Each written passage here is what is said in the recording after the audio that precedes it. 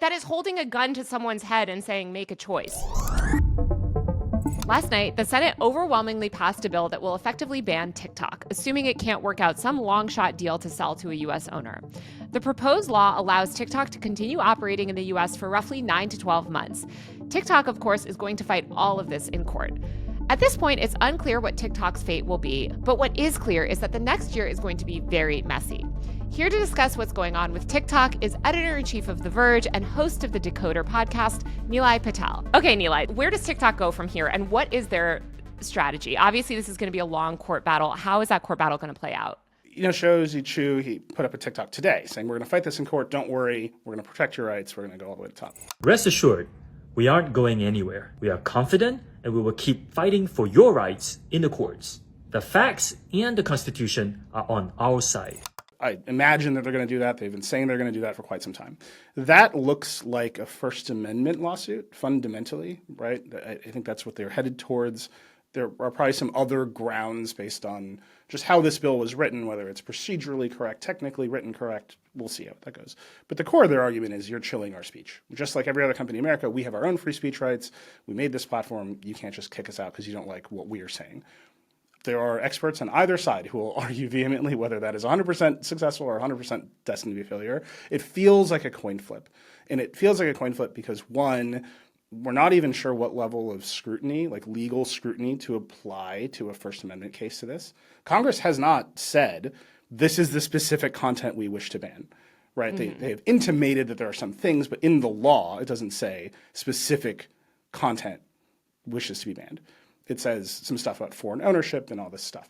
So you might land in a different level of like just legal scrutiny called intermediate scrutiny, which is easier to get over. And things like national security interests, things like foreign media ownership tend to survive intermediate scrutiny. Another one that tends to survive intermediate scrutiny is just concentration of media ownership. You are just not allowed to own too many TV stations in the United States. And people argue that that's a First Amendment. Like the government is issuing some First Amendment regulation, but they have a compelling argument that maybe Clear Channel shouldn't own all of the TV stations and all the radio stations. You want some diversity in viewpoints from the ownership of the media. If TikTok gets to that point, where it's a conversation about national security, it's a conversation about foreign media ownership, it's a conversation about concentration of power, then the courts are just going to defer to Congress. You can see that coming pretty fast. They're going to say that the Congress of the United States has spoken. We are not going to wade, and this is, courts say this all the time, we are not going to evaluate the national security interests of Congress. We're going to defer. And I'm not saying that this is a great outcome. Like in the post 9/11 world, the courts just routinely deferred to Congress on things like the Patriot Act, warrantless wiretap, like all this stuff. But the justification was national security. So if TikTok ends up in that spot, I think it will be very challenging for them. If they can get to what's called strict scrutiny, where they're like, Congress doesn't like this content and they're banning this content, and that is a viewpoint restriction or something like that, I think they have a better shot. All of that is a year of legal wrangling to be done. I don't know what will happen. I don't know how TikTok will pursue its case. We have obviously not seen their complaint. They have a lot of like strategic decisions to make. I think in the background of that, every tech company is irritated that they're basically said this rich prize is for sale, but Lena Khan won't let me buy anything. Yeah. Right. And that is the conversation we're hearing from everyone. I think personally that it's kind of a long shot that they would ever sell. But who knows, back against the wall, down to the wire, who could even buy them? Microsoft was in the running in the weird 2020 moment when I think Trump got mad on an airplane because of his rally. Right? Oracle has obviously been in the mix for a long time. You can see how one of the big tech companies that doesn't currently operate a large social platform would use this as a moment to say, look, we do want to do acquisitions. Get off our back on other stuff, and we'll solve this problem for you, U.S. government. Andy Jassy, the CEO of Amazon, I was furious that he wasn't allowed to buy the Roomba company, iRobot. He gave an interview to CNBC where he was like, the Congress is out of control, like FTC is out of control. You can see him showing up and saying, look, I can buy TikTok and solve this problem for you. It's already a shopping network. It is already an advertising platform. I'll just run TikTok shop, but get off my back with the robot vacuum, like fine. You can see how Microsoft could say, look, we'll syndicate with some smaller social media platform. We'll do a partnership with Snap and we'll fund it. We'll fund Snap buying it and they'll use our AI algorithm to rebuild the recommendation system. Get off our back about this weird deal we have, OpenAI. Because if the Snap deal is fine, then the OpenAI deal is fine. Yeah. And you can see that kind of, it's beginning to turn, the wheels are beginning to turn, that this is actually a leverage point for the big US tech companies to start getting deals back in the mix. Yeah, I was actually going to ask you about Snap. I was talking to a Snap person recently who's very pro the ban and, feels like also Snapchat has sort of struggled to really ascend, especially against these tech giants. Is there some sort of deal that would get Snap in the mix? And they have their own clone Spotlight now. Yeah. How likely is something like that? I feel like they're always kind of like in like 4th or 5th place in the sort of social network ranking. Right, and I think that's the reason why the Lena Khans and Jonathan Cantors of the world would not get in their way, right? You want to make this big acquisition that puts you firmly back into competition with Meta and YouTube. Great, go for it. Like that, capitalism is supposed to do that. That's kind of what they're always saying is like capitalism is not just the big get bigger, right? It's the small find ways to compete, and maybe that is roll-ups, and maybe that is fine. Snap doesn't have the money, so if you're Evan Spiegel, you're like out there trying to raise a whole bunch of money to buy this thing, and maybe some people will give it to you, maybe some people won't. Maybe some people will be like, look, we just gave Elon $44 billion for Twitter. That didn't go well. Why would we give you twice as much money for TikTok when it might not come with its algorithm or any of this other stuff? Well, exactly. Let's talk about that too, because even if it sells, China has said, well, we're not going to give you the algorithm, right, or any of the core technology along with it. You would probably just be getting a shell of the app. Is it even the same app at that point? Or do you think a company like Microsoft or Snap might be able to negotiate like licensing the algorithm or sort of work out some sort of deal? Yeah, I think it all depends on what that technology turns out to be. If I told you tomorrow the TikTok algorithm is going to get 20% worse, would you notice? I actually don't know the answer to that question. Like, oh, really? Worse is like a hard thing to measure.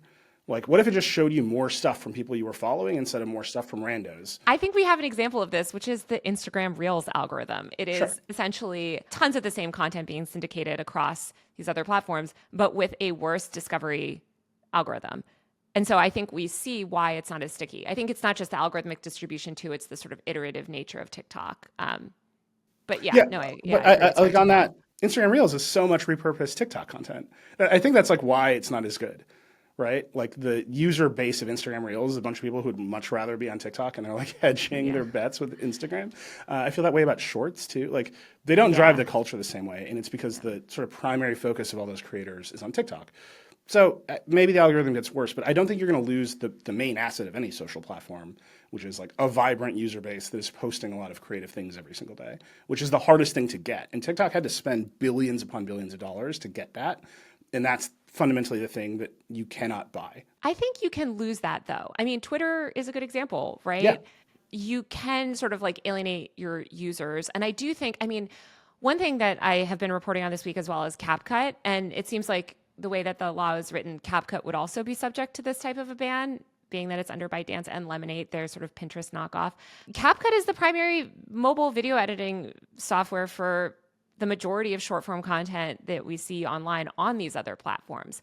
So what do you think is going to happen to these sort of like ancillary ByteDance apps? I think CapCut's really the only one that's gotten traction, but how will that what ripple effects will that have? And do you think that any of those will get any kind of deal? Yeah, I don't think anybody has like really thought about that. I think they assume they just come along for the ride with the TikTok user base. Like TikTok without CapCut is kind of a weird thing to buy. Actually. Yeah. Like in a weird, sort of deeply fundamental way. And so, and it's weird to me that like YouTube has never built a competitor to CapCut. That's like, also quite bizarre. shocking. That there's no just interviewing CapCut users and people this week, there's really no mobile competitor to CapCut that offers the same feature set. Yeah.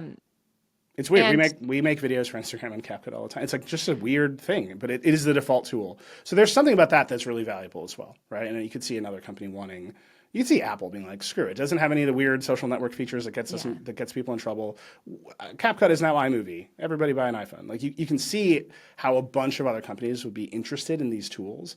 I'm not sure about even Pinterest itself is not a success. Like launching a Pinterest competitor is like a weird move. I fundamentally believe if you are a responsible like business owner and you've been given this ultimatum and your choices are Trump gets elected and somehow overturns an act of Congress, we win in the courts, which is a coin flip, or we have to make a deal. You have to at least investigate all the way through what does You're a a deal team look like. deal. If you were to predict now, and I know you're saying it's a coin flip, but you think that there will, like, some sort of deal will be struck? Yeah, I really do. I think there's going to be a lot of noise, and we'll see how these lawsuits go. And again, I don't know what ByteDance's legal argument will be, right? They've just talked about the First Amendment challenges they wish to make. I think there are probably some other legal challenges they could make based on how the law is worded, how it is implemented, under what authority it was enacted. Like, that's all stuff. They have to do it. We'll see. We'll see what the United States government says in turn. We'll see who is the president by the time this lawsuit gets to any level of the court system. Also, of course, Biden has said as well that he's remaining on TikTok. His campaign is remaining on TikTok, continuing to campaign there, which is hilarious. Just finish that thought. Like, that's going to take some time. And I interview a lot of executives, and all of them are constantly hedging their bets. And I think it would be remiss of ByteDance, of its Chinese investors, its American investors, to not have that bet firmly hedged. Because if what you're doing is you're just burning your asset that you spent billions of dollars to build to the ground, someone's going to sue them on the other end of that, right? Like, that's how that goes. So I think it's going to be a lot of noise, and then somewhere there will be a quick deal. I agree. I think it's going to be a lot of back and forth. I thought it was interesting, Chu was sort of like citing the Constitution in his statement this morning. But I do think it's quite unprecedented and still quite shocking that this is happening. I think it's also unprecedented in large part because we've never had a major social app built outside of America meaningfully compete in America. And I think that sort of is really what grinds a lot of people's gears in the tech world and in Congress. You know, it'll be interesting to see going forward too what the next generation of platforms look like and what those ownership structures look like. Personally, if I was at a company and some company like ByteDance or another, big tech conglomerate based in another country that maybe as an adversary came and wanted to invest billions, I imagine they would be more skeptical of a deal like that these days. Yeah, I think so too. And really Decoder's a business podcast. We don't know anything about ByteDance's business really. Like, that's the perspective that I'm always looking at this is like, is this a business? Right. Is this just an utterly subsidized thing of the Chinese government that is here to have that bulkhead? Like, we don't know if they make a single dollar of profits in the United States. We don't know how much of it's subsidized. We don't know a decent amount about TikTok, though, and the profits driven by TikTok. And I mean, but we don't know that TikTok itself is profitable in the United States as it runs. Oh, sure. Yeah. Right. We don't know if that company is just running at a loss. We do know that its startup costs were so high, right? Yes. They were running all of those app download ads on Facebook.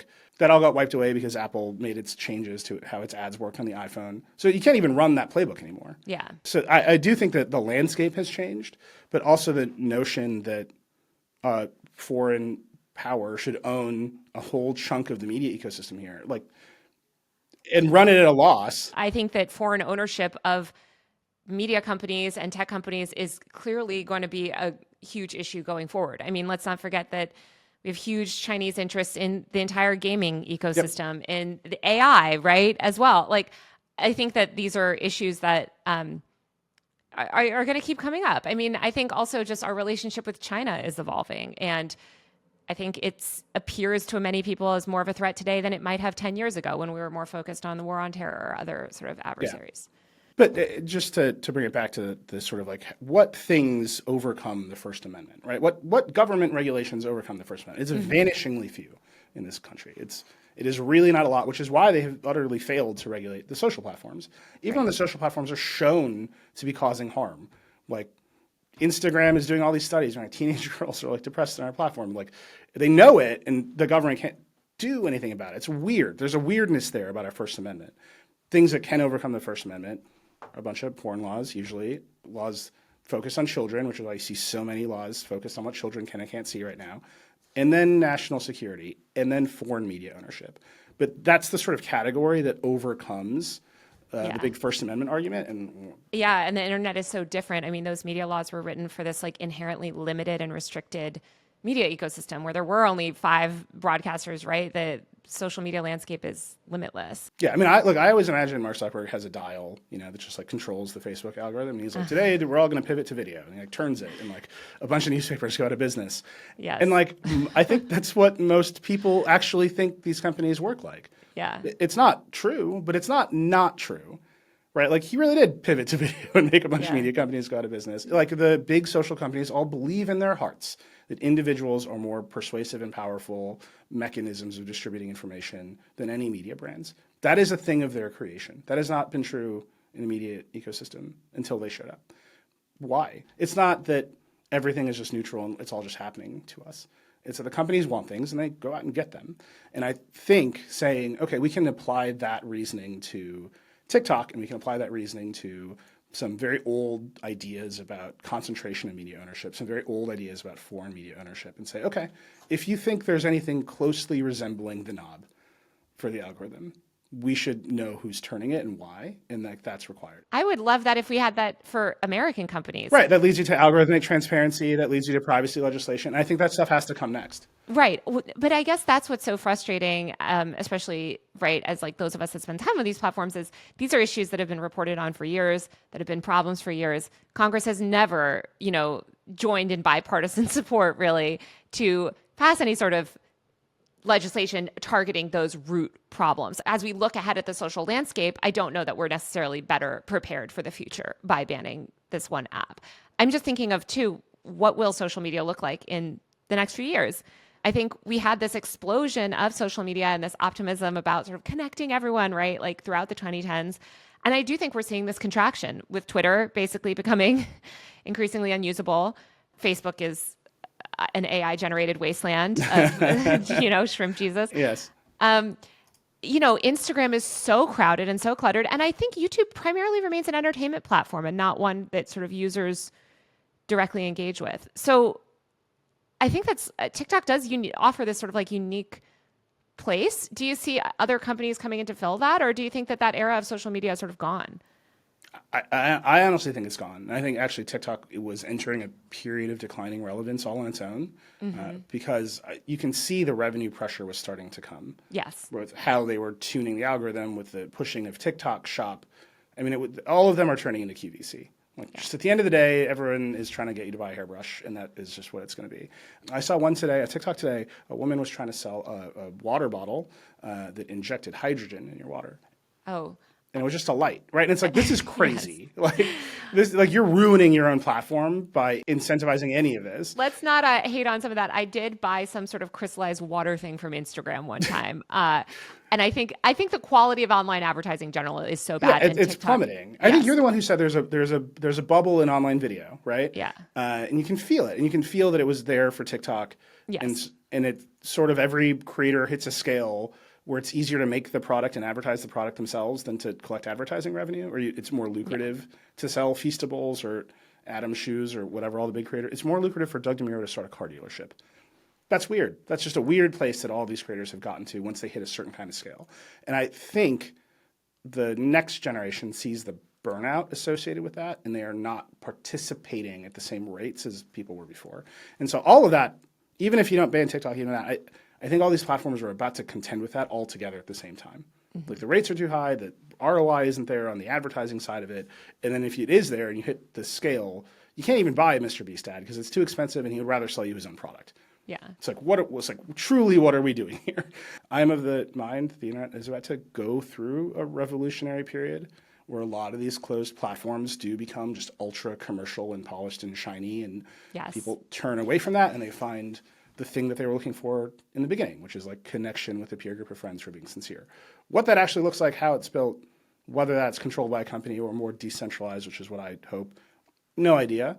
But you can just see the platforms themselves, the commercial pressure on them is so high that they are ruining the thing that made them special to begin with.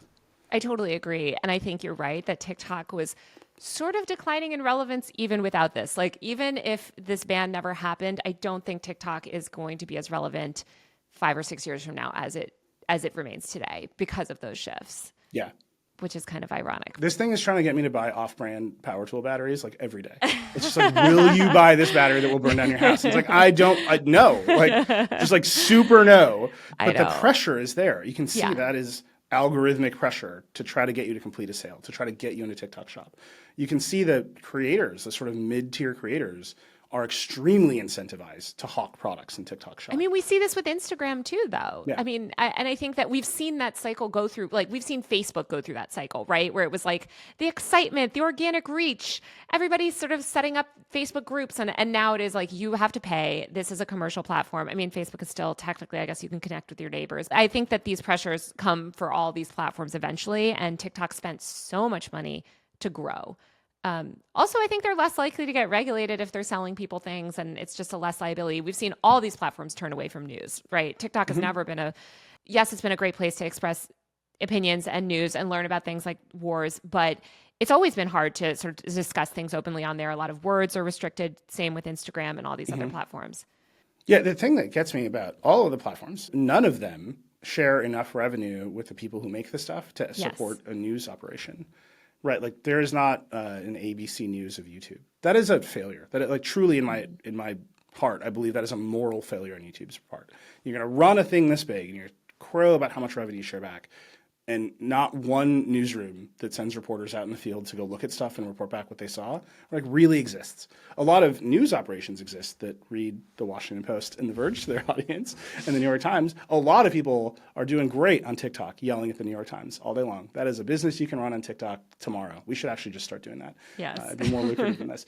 But it's weird that none of these platforms support the actual economics of journalism, which it requires people to not produce content all the time in order to learn new things. I just keep coming back to that. Like at some point, people want new information, and these platforms are like cannot produce it on their own. They have to. Something else has to happen. Yeah, and I know. I think it's a huge failure, and it's dystopian and disturbing, and at the same time, we're losing access to sort of like networked technology, I guess, this era of social media where we could all spread things organically. We're also seeing the news industry crater. And I just think it's leaving everyone less informed. Hopefully that's why they go, to The Verge and Washington Post. And You'll forever be smaller, I think, than the largest creators. But, I see this all the time. I'm curious for your read on this, actually. I am very worried about sort of influencer media and the expectations it has created as it has grown to be this massive behemoth, which is effectively what your book is about, right? We invited a company to come on Decoder, and they were like, yes, we would love to. The CEO would love to be on Decoder. And then very sincerely said, how much will it cost? Mm-hmm. And it's like, no, we don't. And they're like, oh, that's so refreshing. And it's like, that's weird. Yeah. That's weird that everyone's expectations is that the media is like fully pay to play. And those are expectations that creators, they don't know. They're just doing what seems natural to them. They're trying to make money any way they can because the actual rates from various creator funds don't pay high enough, so they have to find other revenue. And then, a bunch of PR agencies and comms people, whatever, are like, well, if we pay you money, we can tell you what to say. So that actually works out for us too. And I just think that cycle in the creator economy with TikTok, with Instagram, with everything, it's spinning ever faster in a way that will collapse. I totally agree. I think it's really concerning. I mean, one of the most common questions that I get when reporting is, do I pay you for the quote or are you paying me? It's like, no one's paying anyone. Yeah. We're here to report. I mean, I talked to a lot of news content creators on TikTok actually about, all of this. And a lot of them are desperately trying to partner with legacy media organizations and sort of get into the traditional news world and use that as a springboard because those incentives are hard, and they realize that a media career, if you want to have a career in news media, it's just increasingly hard to do that on the back of these platforms. So yeah, and I think it's really challenging. And like I said, I don't know what's going to happen to TikTok. They have to choose to shut it down, right? Even if they are forced into that choice, they have to say, okay, this is what we're going to do. I don't think that's a totally fair choice. I think it's holding a gun to their head and asking them to make the choice.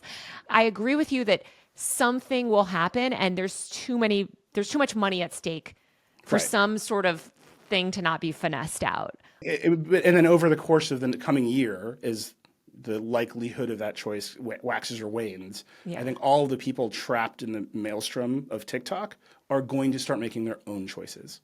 Yes. And that will actually, I think, lead to some kind of big reset. That I love, by the way. That I'm very pro. Like, although I think my views on this ban are clear, I really do think that that forcing people, even if it's for a bad reason, off these platforms and sort of forcing them to think differently about the content they create or their media platform online is a good thing. And sort of getting people out of this cycle of just TikTok, Meta. And you saw, I think we've now seen it with Twitter, where the bad thing happened to Twitter. A bunch of people were forced to reconsider a lot of things for a bad reason. And you actually see a bunch of green shoots now of innovation, of new ways of thinking. I feel like my brain is less poisoned. Like I'm just like a healthier media consumer now, you know? A bunch of weird things happen. Like Apple News became a very important part of sort of the media revenue pie. Yeah. Why? Like, and it's because a bunch of media companies are like, well, we're not getting any traffic from Twitter anymore. Where can we get some distribution, some money? And Apple is like, here we are. You can see all the federation stuff, all the Fediverse stuff that's happening. Meta built Threads, which is now, by some imaginary number, has more daily active users than Twitter.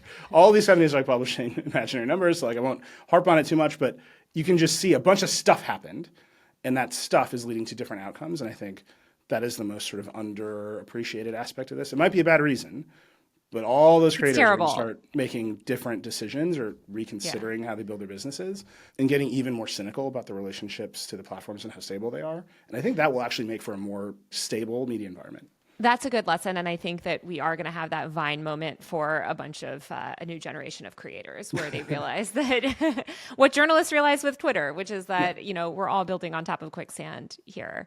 Well, Neil, I thank you so much for joining us. I really appreciate your time. I'm always happy to be on. All right, that's the show. Power User was produced by Travis Larchuk and Jelani Carter. It's mixed and mastered by Brandon McFarland. Our video producer is Brandon Kiefer. Our executive producers are Nishat Kurwa and Zach Mack. Power User is part of the Vox Media Podcast Network. If you like the show, please give us a rating and review on Apple Podcasts, Spotify, or wherever you listen. We'll be back next week with a brand new episode of Power User. See you then.